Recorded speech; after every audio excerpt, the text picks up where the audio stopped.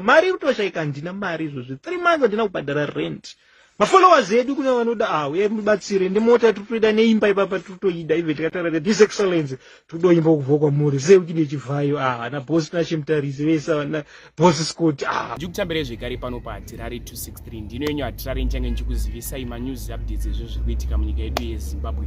Nhasi tinoona kubatira vhidhiyo raProfeti Madungwe apo pavari kutaura kuti havasati vabhadhara rent vane 3 months vasati vabhadhara rent.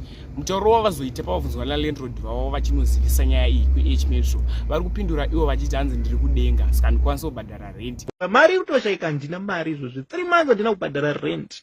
Mafollowers edu kune vanoda uye mubatsire ndimota titoida neimba ipapa titoida even tikataura kuti his excellence todoimba kubva kwamuri sei uchine chivhayo na boss nachimtarisi vesa na boss Scott unzai mari muranda waMwari apfuure pa this stage saka but hatimanikidzi munhu kuti uya uassist pa this problem. Yes, ndo zviripo handirambi. Job zvinorambika sei handiti landlord wangu ndiye akashedza H Metro akavaudza hizi story ko zvine basa rei adai chinzi ndakaona pane mukadzi wemunhu zvino panoti zvinotyisa nekuda kweevhangeri saka meno taure vanotaura vanoshora but this is the rise of Prophet Madungwe. After Jesus Christ was humiliated, he was raised to the right side of the Father. After that Abraham akasodzokera kunyika ine chikafu ndobva tonorarama paKenani paIsrael then Israel was established. Saka uruona kwazvakabva. Even Job was blessed his later part. So watch this space, watch kumberi uko kuti